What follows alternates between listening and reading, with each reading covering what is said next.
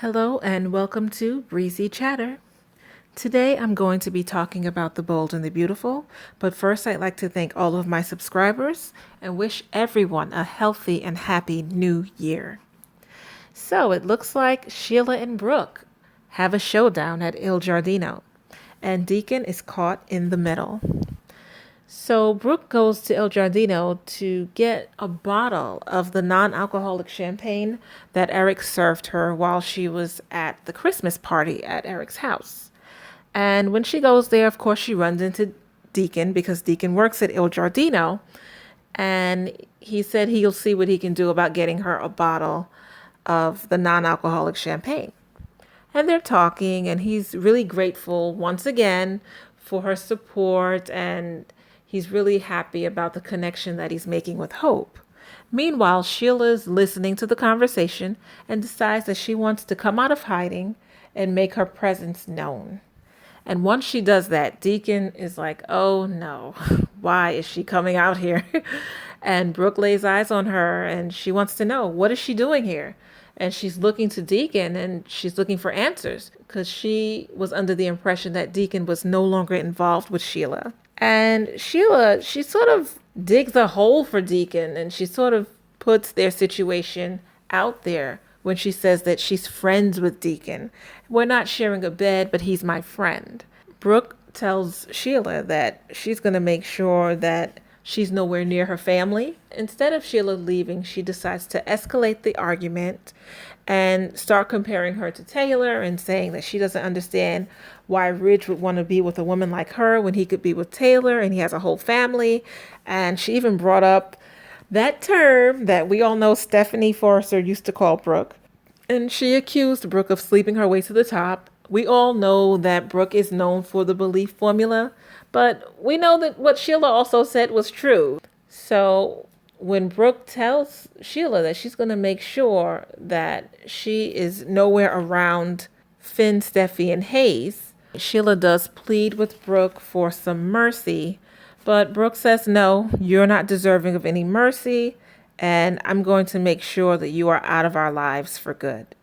Deacon is like a deer in headlights. He doesn't even know how to react to everything that's going on. He tries to diffuse it, but eventually he ushers Brooke out of Il Giardino.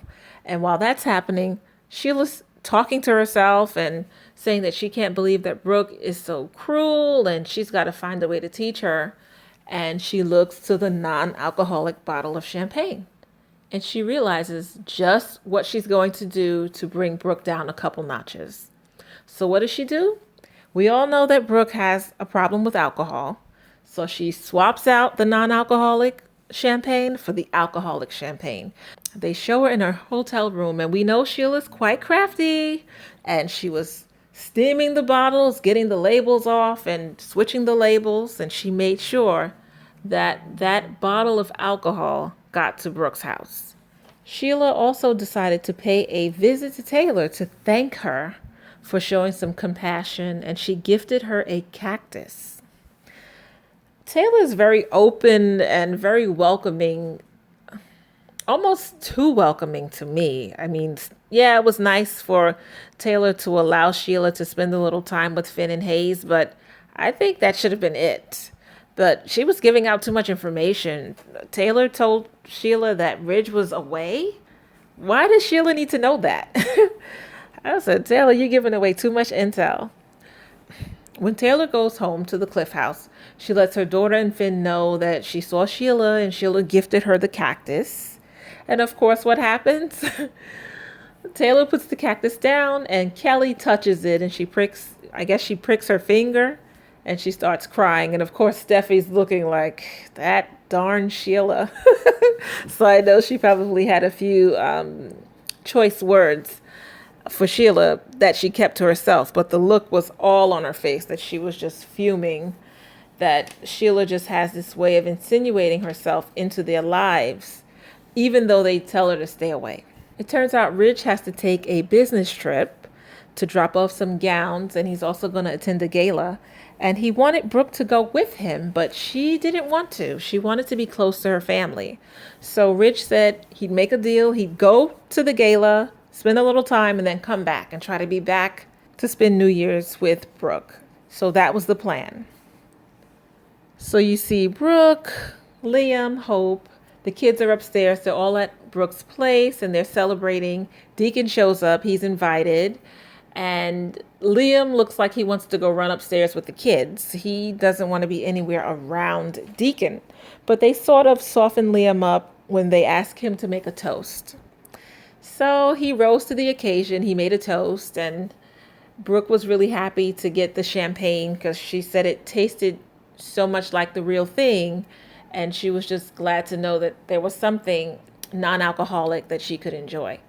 Over time, you could see that Brooke was starting to show signs of being tipsy.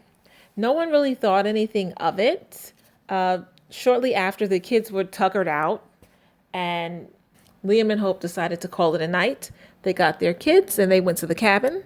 And then Deacon, of course, instead of just leaving, because he never knows when to leave, instead of leaving, he's telling Brooke that he's so appreciative that he was able to spend a part of New Year's Eve, with his family, with Hope, and he's so grateful. And so, of course, Deacon finally leaves.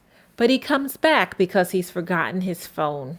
And by the time he comes back, Brooke has already put on one of these sexy negligees, and she opens the door thinking that it's going to be Ridge, and it turns out to be Deacon.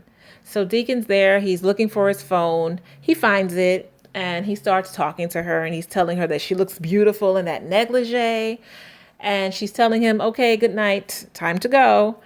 And instead of leaving, because he never knows when to leave, he stays back when Brooke receives a call. Ridge explains to Brooke that there were some mechanical issues with the jet. And then he also let her know that now there's some issues with weather. So it doesn't look like he's going to make it home in time for New Year's. So she's already tipsy. She's disappointed. She wants to spend time with her husband to bring in the new year. And Deacon's standing there listening to the whole conversation. So instead of leaving, he stays behind. She hangs up the phone, and he's sort of telling her, well, I'm here. We're both alone. Why don't we spend time together? So they're talking and reminiscing, and she wanted to have another drink. Instead of champagne this time, she pulled out the vodka. They had shots, and they were going down memory lane, and one thing led to another, and they were kissing. Now, in between their conversations, Douglas forgot his little stuffed animal, Peanut Butter, and he wanted Liam to go back to Brooks to get it. And of course, Liam said no. He told him he'd have to go rough it out one night without Peanut Butter. So what does Douglas do? He sneaks out of the cabin, and he's looking through the glass in Brooks' house, and he's watching her kiss Deacon. And he's smiling. So it's making me think, okay, does he think that's Ridge? Is he aware that it's Deacon? It'll be really interesting to see how Douglas discloses this information. Who is he going to tell that he saw Brooke kissing another man? Who in his mind is this other man? Is it Ridge? Is it Santa? Is it Deacon? It'll be really interesting to find out how that unfolds. And what's more, it'll be interesting to see how far things go between Brooke and Deacon. Is it just going to be a kiss and then she's going to tell him, okay, you got to get out of here? Is Douglas going to intervene? Is he going to barge into the house? I don't know. There's so many unknowns right now, and I'm really looking forward to next week because Brooke is going to have a lot of explaining to do, from the alcohol to her encounter with Deacon, and I don't think Rich is going to be all that understanding. So we'll have to wait till next week to find out what happens. And that's my commentary. If you enjoyed it, hit like, subscribe, and leave comments. Thank you for your time. Until next time, ta-ta.